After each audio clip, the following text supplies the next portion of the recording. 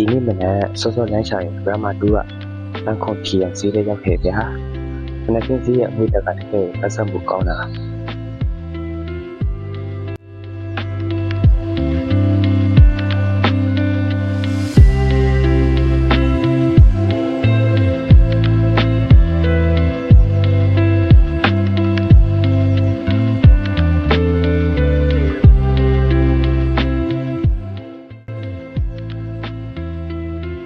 ဒီမှာကအစားတောက်တွေရဲ့